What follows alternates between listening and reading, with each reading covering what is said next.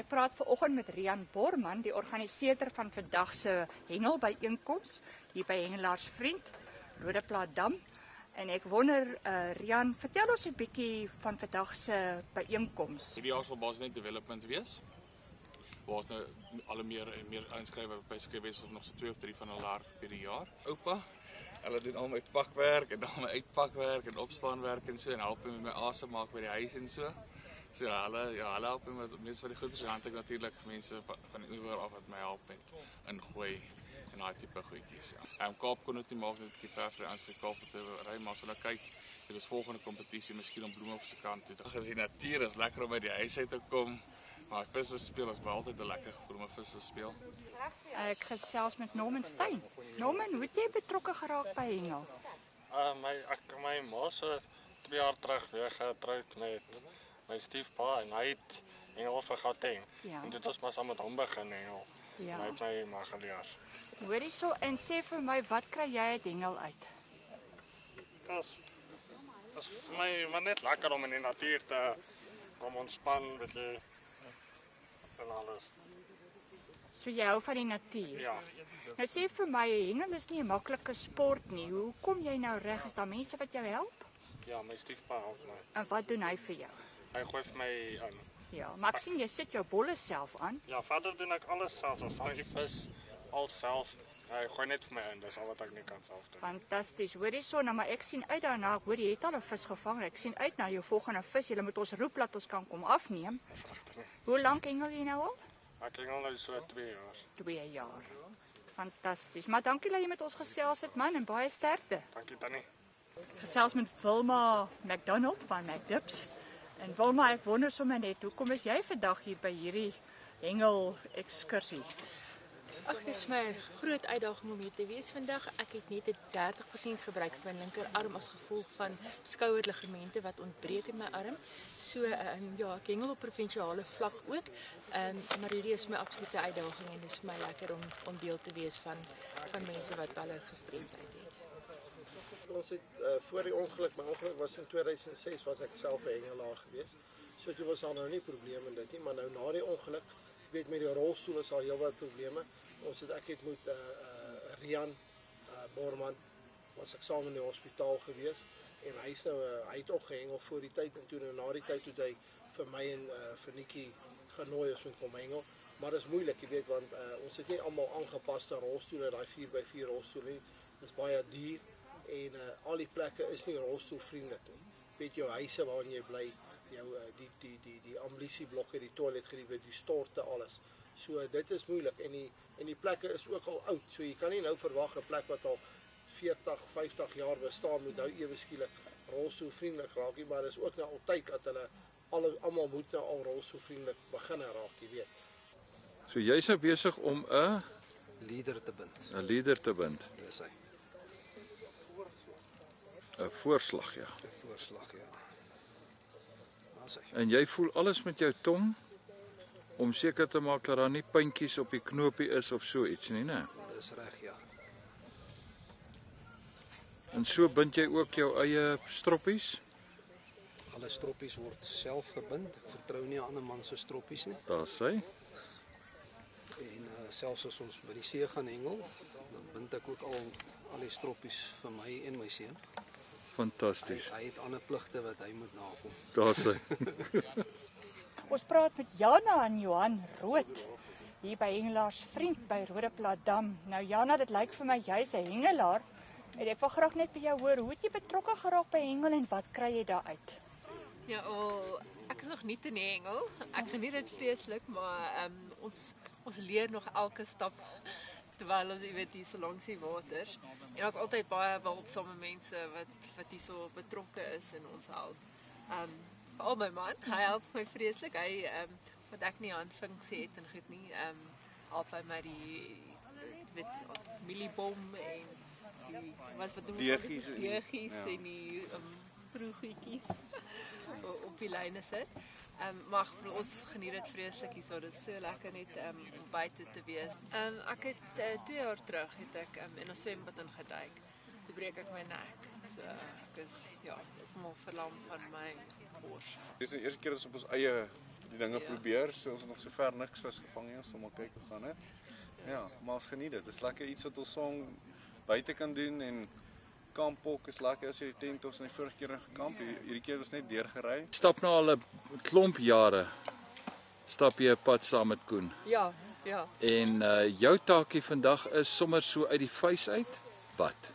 Ag, ek is behalwe dat ek hulle drywer is en dat ek die mooiste gids langs die oewer is. Soos en ek sal hulle byvoorbeeld na die kleedkamers toe vat of wat ook al. Sonder dat ek hoef te blaf as hy my kwaad maak. Kan ek ook vir hom raad gee. Hy vra my nooit waar sy dippies nie, want die weet hy. Hy weet waar staan sy dippies. Maar dan sal ek net vir hom rigting aandui as hy wil gooi. Swaar het vir hom 'n aanloopbaan gemaak met wit planke, maar Koen werk nie met die wit planke nie. Dan sal ek net maar net sy stokkie vir hom in die regte rigting gee en gooi. En die belangrikste is ek gee vir hom sy koffie en sy kos langs die water. Ek gaan hom laat stil aan. Right, gaan. We're talking to Koben Naka this morning. What made you interested in angling in the first place, and how come that you drove up all the way from KwaZulu-Natal to be part of this event today? Basically, angling is stress relief for me, and I've been fishing from a young age. I only started competitive fishing this year, end of last year, beginning of this year. If you don't mind, share with us what is your obstacle? I've got 90% use of my left hand and left leg. That's why I'm so messy at the moment. It comes with the territory. I was born like that, so it's basically I like to improve myself. Try and, how can I say this? I got a target and I like to reach it all the time. So hy kom dan om jou nek, né? Ja. Fantasties.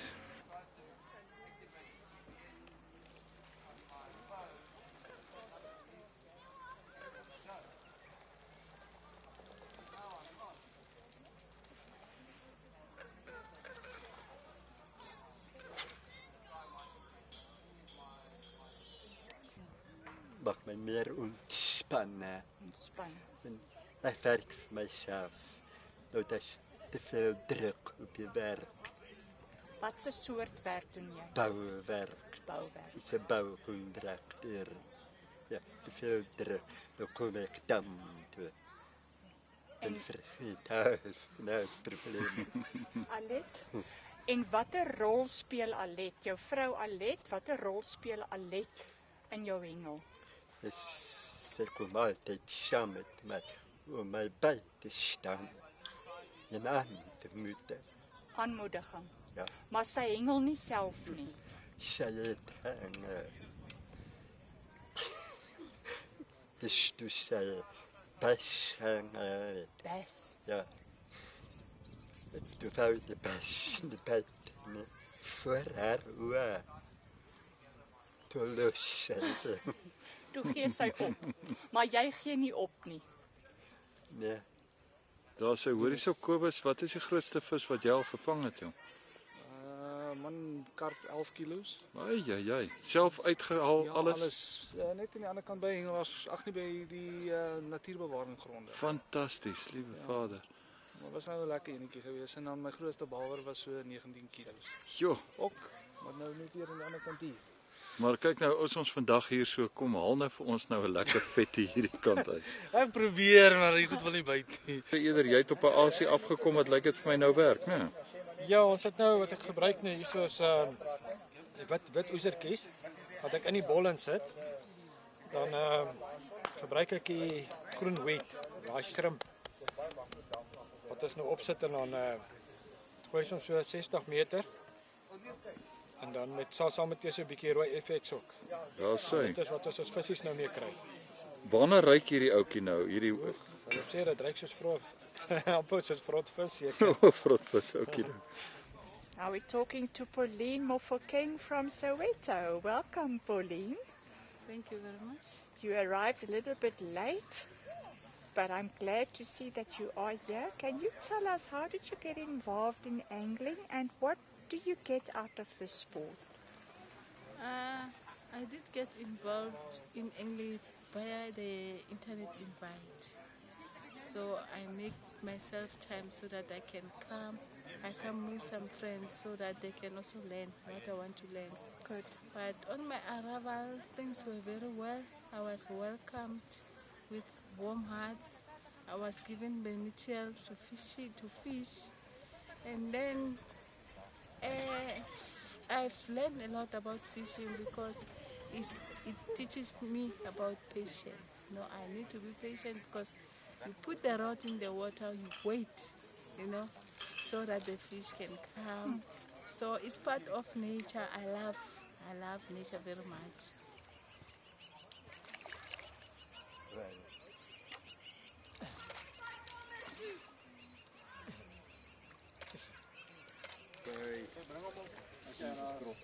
Die swart skakelentjie is dit myne. As die rooi kraaltjie. As die swart skakelentjie.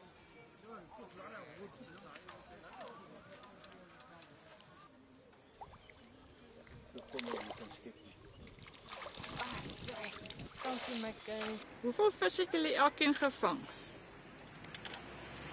Ek het 10 gevang. Ja. 6. 10 en 6? 4 gevang. 7. 4. Just hold your motor this side. Vir die swart is 0.410. And then at the bottom you can left underneath. Is nie.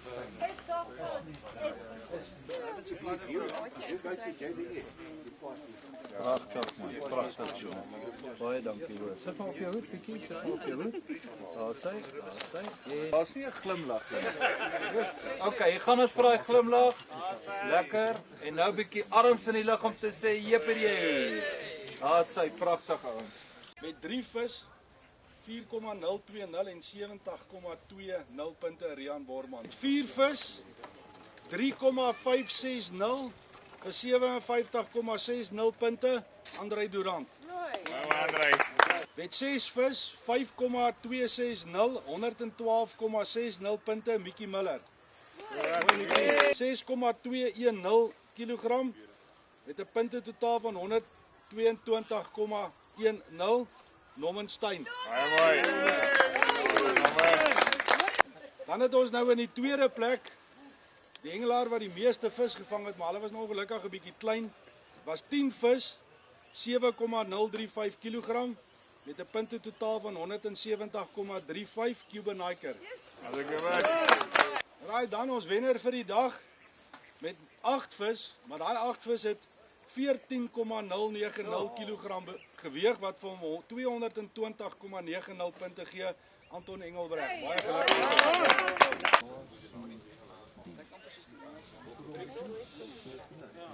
Net van hulle vat. Net van hulle.